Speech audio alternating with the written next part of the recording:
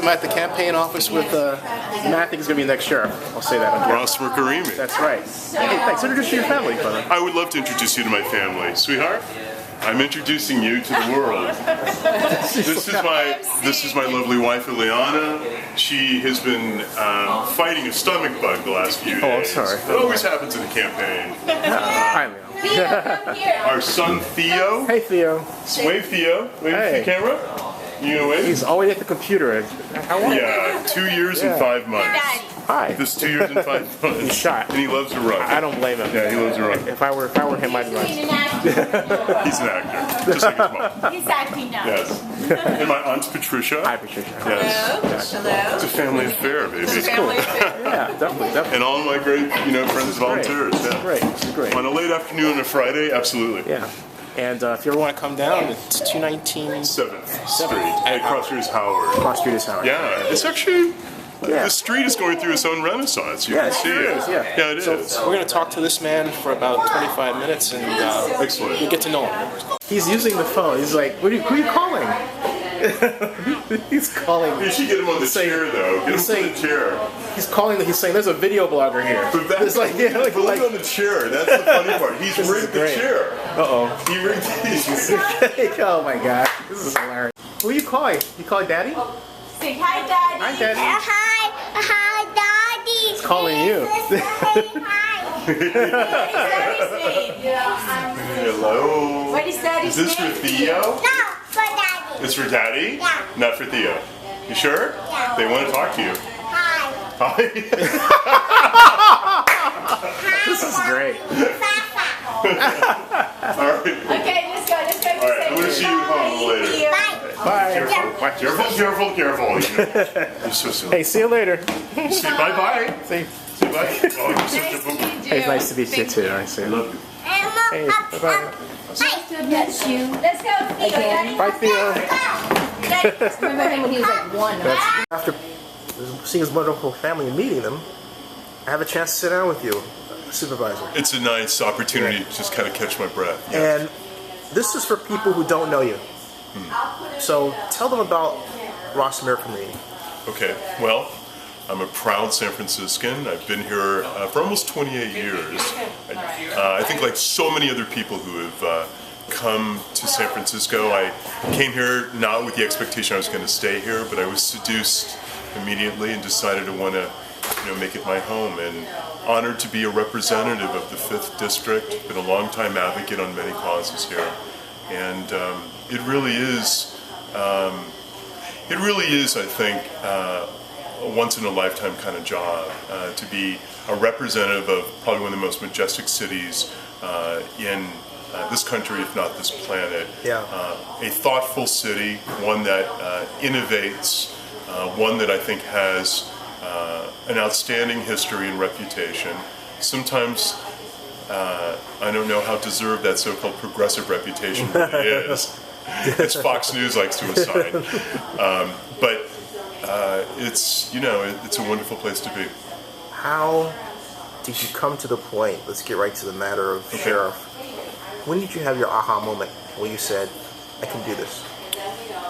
And why? Actually, a while ago, some years ago, I had known of the Sheriff's Department in San Francisco, and the leader of the Sheriff's Department elected Sheriff Mike Hennessy because in my own work in the District Attorney's Office and my work in communities on community policing issues, before I was elected, Hennessy had a reputation of being really, I think, trying to advance the agenda that the Sheriff's Department and the criminal justice system is more than just about locking up people and throwing away the key and thinking magically those inmates somehow become rehabilitated by simply the time they serve.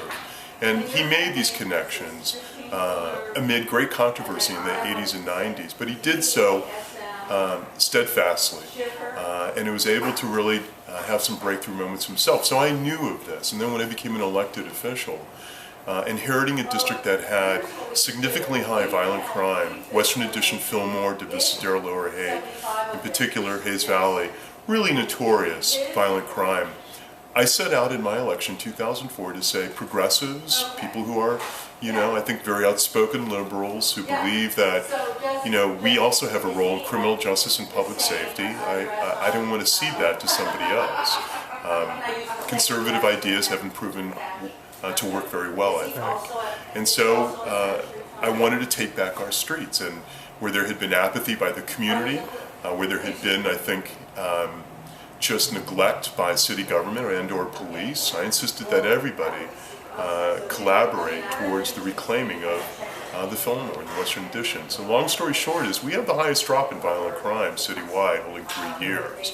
That's attributed to really insisting on a smarter crime approach, where I wanted the police, and I pushed their buttons early on because I wasn't getting the answers I was looking for.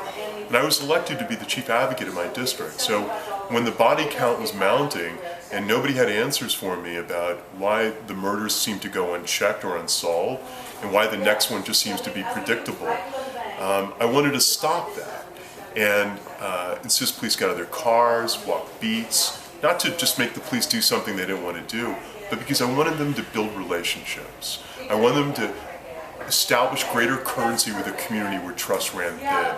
I wanted there to be a different relationship other than the one that had existed. I wanted to help facilitate that, and I wanted city government to also be partner to that. And I feel like in some real snippets of ways and piloted ways, we were able to make some strong achievements, really thanks to all those partners, but in particular a community who became, I think, sort of alert and awake that they actually could activate change. And we're seeing the fruits of that labor now, and I like that. I also believe that since I have one of the largest populations of public housing, we were tracking people who are coming out of the county jail system. Because it's well known. What did you learn from doing that? Well, what we expect is when they come out that they're going to repeat their crimes. And the statistic is that for every 4 people in San Francisco that the police department arrests and the district attorney prosecutes, 3 within 3 years repeat their crimes. And so it boggles the mind, frankly, that the way that we're not so progressive or innovative in San Francisco is that we front load all this money for public safety, for the police, as people would want and expect, I guess. But when you look at the 2 primary departments responsible for rehabilitation for people who are in the system, adult probation or juvenile probation, or the sheriff's department, their budgets are a fraction. How many of those people, you mentioned public housing, right? A significant portion. I mean, 58% of the jail population is black, it's African American. The next highest would be Latino. So 74% of the population, the county jail population, will be combination black and brown. But should the Economic Development Office work with the Sheriff's Department? Well, absolutely. Should there be more, right? But, but that need and their capacity are 2 different things. Completely. Right. I mean, I don't think people quite understand what the Sheriff's Department does in San Francisco. On one hand, I mean, a whole generation has grown up with the same sheriff, Mike Hennessy. And this guy's been brilliant. Yeah. I mean, he was never a cop. He was a civil rights attorney, essentially, when he was elected. So this race for sheriff today is not about, in my opinion, who can out-cop whom, because all of the candidates have, including myself, more peace officer, cop experience than Hennessy ever did. So that's not what this race is about. And for 30 plus years, Hennessy is the longest serving elected official in San Francisco's history, has been able to demonstrate to the rest of California and the United States that the job of the sheriff is more than just managing jails, protecting government buildings and the courtrooms, or facilitating evictions, or once in a while answering the call from SFPD to assist them in some lower level function. So he essentially paved the way for you. He paved the way. He endorsed you. No, he did. He's endorsed me, and I'm honored and humbled. But the endorsement and recognition really needs to showcase him in this way, because we have been honored to have. Sure. Do you want me to stop? Right. Yeah. You were saying. You're saying. No, I mean he really has been effective. I think our repeat offender rate would be a hell of a lot worse if it wasn't for his intervention. And he's got a great administration, I think. Both civilian staff and sworn peace officer staff. That's not a natural sort of collusion. So it takes a lot for those two different worlds and two different industries to come together. A nonprofit world and police of a law enforcement world, that posse, come together to work on rehabilitation and helping people break their recidivist cycle. That's not a normal combination. So it takes a strong person to bring those entities together. And I plan to do that. How, let's say, okay, you're elected. What's your first job going to be first week? What's your plan, agenda? Well, you have a department who has been used to the same chief executive, the sheriff, for over 31 years.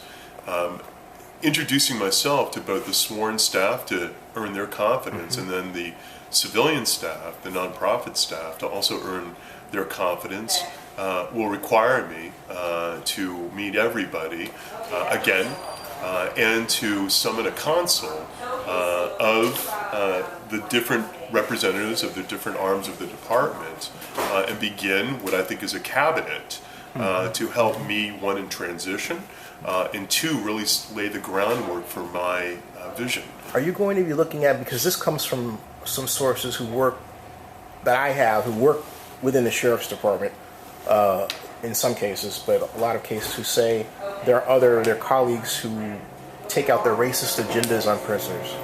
Oh, I've heard that quite a bit. Yeah, I mean, you know, it's a natural hazard. It's an industry hazard in law enforcement. We hear about it all the time, about abuse of authority or excessive use of force. Right. You certainly hear about that in the police department. You can only imagine inside the jail system what commonplace sort of occurrence that could be. You hope it doesn't happen, but you need to have the checks and balances in place to always insist that it does. Is there a way to root that out? I mean, how do you, well, you know? Absolutely there's a way to root it out, and that is building the consciousness amongst both sworn and civilian staff to buck that sort of that habit where you look the other way. You don't look the other way, and it's shameful that if there is that excessive use of force. The differences between the sheriff and the police department is that there is a civilian commission over the police department. That's the SFPD commission, where the members of it are picked by both the board of supervisors and the mayor. There's also the Office of Citizen Complaints. It's been established for some time that helps facilitate investigations of officers who overstep the line. Right. There's no such thing for the sheriff's department. The person who renders discipline is the sheriff himself. There's a very well thought out process, but when there are personnel, there are interdisciplinary actions that need to be reviewed, investigated, and decisions rendered. That's the sheriff, and that's a real important distinction. It's almost a firewall that you have to have somebody independent, civilian, in the chief executive's position of being the sheriff of San Francisco. If you're tethered to... You're almost like, to me, Leon Panetta going to run the CIA in a kind of... Man, and the guy's hopscotch from so many... you know? But he's proven to be effective as a floater because he's been independent.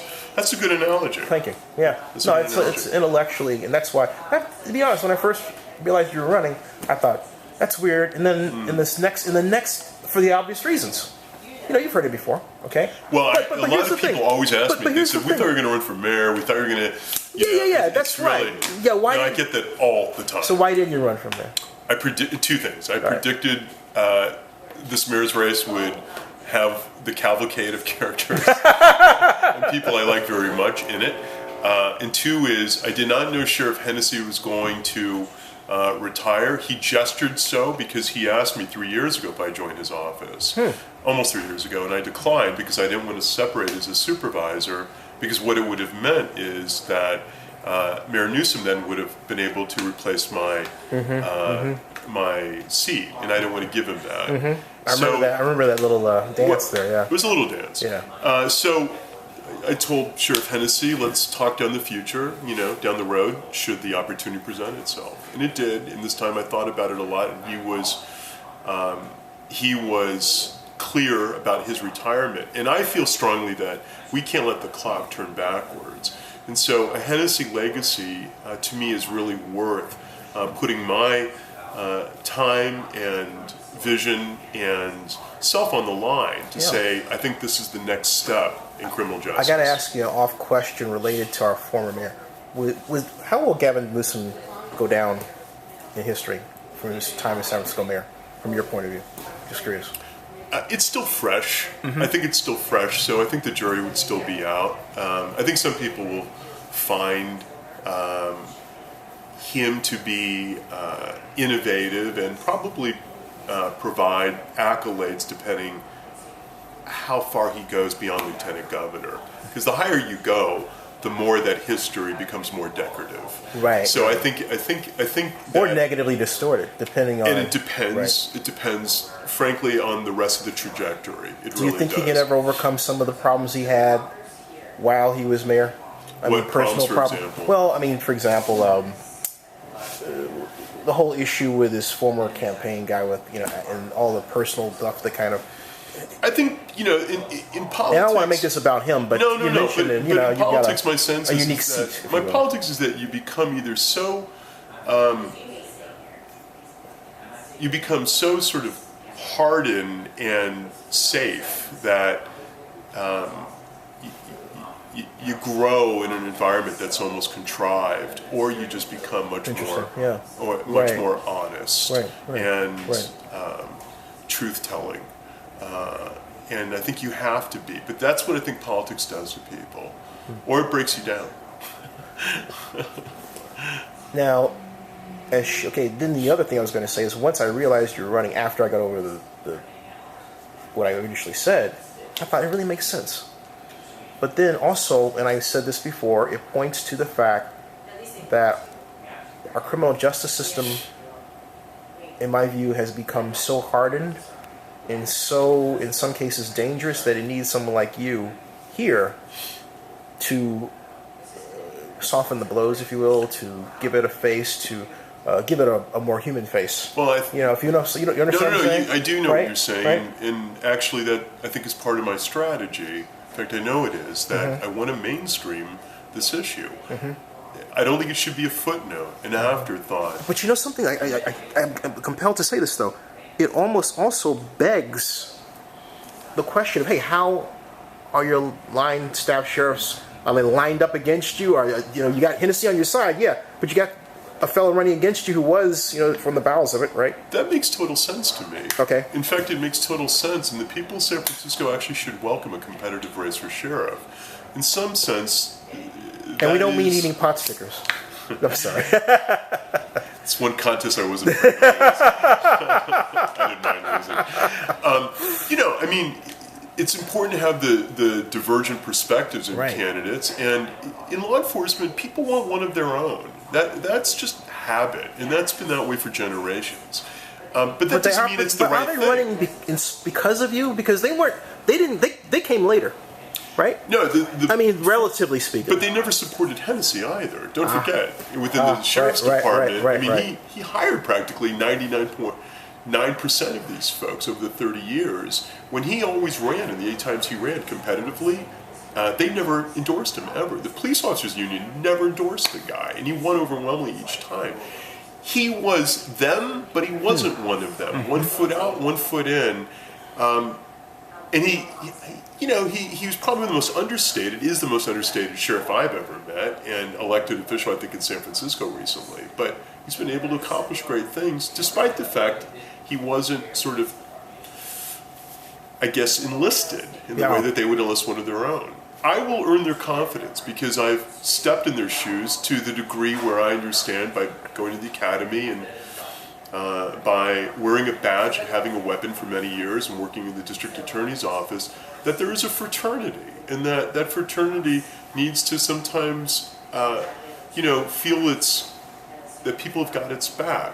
But I want that to be at the service of the regular citizen of San Francisco. And I believe that the larger goal for the sheriff's department is to answer a higher calling, and that is that they also have a role in public safety. And I think that California and San Francisco is potentially at this new tipping point of uniting notions of criminal justice with public safety. And I think the Sheriff's Department of San Francisco has a very distinct role to play. Budget. The budget has obviously been impacted like all the other departments in San Francisco. What are your fears about future budgetary change and how they're going to impact your ability Well, to... I also believe that, in fact, to paraphrase Sheriff Hennessy, the quote that he assigns in supporting me is due to my experience as a legislator, longest-serving member of the Budget Committee of the Board of Supervisors. That has trained me and taught me on how to be an effective advocate for money. The budget of the Sheriff's Department is approximately $160 million, and that's a drop in the ocean of San Francisco's entire budget of $6.8 billion. So you need somebody who knows how to navigate. It's not about just creating in this kind of modular culture that we just got to get for our department and not look at the connection and interconnection of adult, juvenile probation, police, public defender, DA, everybody else, because the common goal needs to be, how do you break the cycle of crime? How do you improve people's lives? How do you answer the vexing question that the people inside the county jail, by the time they return to the Bayview, Sunnydale, Ingleside, Visitation Valley, the Tenderloin, Soma, Western Addition, and any other pocket that's been distressed by crime and economic neglect, is going to be constantly the same communities that are always going to be the most pronounced in problems. We can do something about that. As you know, Public Defender Jeff Adachi has been on a tear regarding San Francisco police and their harassment in San Francisco residential hotels. And SROs, yeah. Right. What's your take on what was found on those videos by the public defender? And now, from your point of view as running for sheriff, obviously that impacts, how you, who you. In other words, my point I'm making is that it's obvious that sometimes the people that are being arrested or picked on don't really have a lot of problems, so much as they're a target of the police. Well, this is where that entitlement culture sometimes exists within law enforcement, which is why, again, it's important to have somebody who can umpire in a non-biased way, who has the back of really the civil rights of all. Right. But understanding that a level of unprofessionalism should never be unbecoming. And so, and it's even a taller order for somebody who wears a uniform or carries a weapon or has the... Because you have to be emotionally superhuman. It's like... It's a lot to ask of people. It really is. And this is where my empathy is actually, where I think it resonates. It is a lot to ask because, of people. It's not an easy industry, to say the least, and people are tested in, I'm sure, every emotion, especially who works inside the jail system. Absolutely. It's a delicate balance, isn't it? Because somebody told me, I can't say who, this is an Oakland situation though, that you need some bad apples in order to root out the bad apples. But the question, you know what I'm saying? Yeah, I get it. But the question is, how many bad apples, how far do you let them go off the leash? Right. Right. That's the real question. It's like, well, in this case, I think that, and I went to the police academy many years ago. Yeah. I mean, it's not an us versus them, I think, training that you want to promote. What it is that how is it that levels of community policing, which are not practiced in San Francisco like they are in other cities, we talk a good game in the city sometimes, but we don't actually do it the way that I think we should or could. The way other cities who don't boast such a reputation, they just do it. Chicago, New York City to some degree, Boston, Austin. So I think we've made progress, but we have some way to go. I just think that the sheriff really has a role to play in this. I think that we have to realize that what happens inside the jail system directly affects public safety throughout all San Francisco neighborhoods. And that entwinement really can't be denied anymore. And that the money we throw at the police department to just rearrest the same people really sort of is counterintuitive, without asking the obvious question, what can we do so that when somebody comes out does not repeat their offense? Right. And there are tested programs already existing in the Sheriff's Department, ones that we could, I think, consider and adopting, and one that should deserve institutional support, because most of the programs in the Sheriff's Department are not generally funded. They're grant funded. And so they live and die by the vulnerability of those grants. And that says San Francisco is not front burnering the importance of what it means to stand towards, the development and accountability of those programs. And that needs to change. I'll change it. How's the campaign going? Well, we're a strong campaign. We have the, I think some of the most important endorsements one could have. Yeah, I think absolutely. I have singly the most important, and that is Sheriff Mike Hennessy. In a world where people can certainly endorse up to 3 people because of ranked choice voting, Sheriff Hennessy has endorsed me and just me, and I earned the endorsement exclusively of the San Francisco Democratic Party too. Now let's talk about the ranked choice voting. It's a competitive race, but it's a How good are you race. working that? Are you working it strategically, or are you, because in Oakland we had ranked choice voting with the mayors, and there were some people that used it and others that didn't. Well, I don't think San Francisco uses it quite to the degree that it could. The first time that it had been applied was when I ran for supervisor in 2004. There were about 22 of us who ran for supervisor. 19 of us actually went out to dinner as opponents. Right. And the idea was That was a big dinner. It was. The ground rules were that, we weren't interested in going negative on each other, and we wanted to really promote some common threads that were to the betterment of our district, District 5. Yeah. And then another time we met, and there were 17 of us, so the group kind of stuck together, and then several more times we met. And again, I couldn't be more proud of a process that had been untried, ranked choice voting, and of a city that was tolerant of giving it a whirl. I still don't think that level of collaboration and creativity has been applied in the way that we have seen it, at least not on that scale. In my race, I haven't seen that embraced yet in a way that I think it should. So you're not saying vote for me and then the others in any order? You're not telling people what to do? No, not yet. But I might do that. But I noticed that's how our current mayor won. She worked with Kaplan. Yeah, they worked it. Rebecca Kaplan. No, yeah, I watched that very closely. Right. It was smart. It was very smart. Very smart. Yeah, what very they smart. did. But I wonder if it's necessary for only 3 candidates. Nobody in the mayor's race, DA or sheriff, is doing it. So I think that this isn't just unique or relative to the sheriff's race. It's none of the races are. There's something. It's not a matter of candidate size. In other words, maybe with 3 it's impractical. Maybe with 10 it's more practical. Something like that. It's not being fully realized in the way as RCV was designed to be. I don't think it's being fully realized in the way that it lends itself towards assets that are not really being deployed in an RCV relationship. If someone wants to help you, how do they do it? Yes. Our phone number is 690-8781, 415-690-8781. Our website, Ross4Sheriff, F-O-R, for sheriff.org. Give us a call, look at our website, do your homework. If you like what I'm saying and you want to hear more, I'd love to talk to you, but 47 days or so to the election. It's grassroots driven. We need bodies. We need bodies, and of course we need resources. There is not public financing for our race. There is for the mayor's race. So we raise money the old-fashioned way, and we get the word out with a lot of shoe leather. Hey, man. Thanks a lot. My pleasure. Yeah, cool. Good to see you. Good to- Thank you.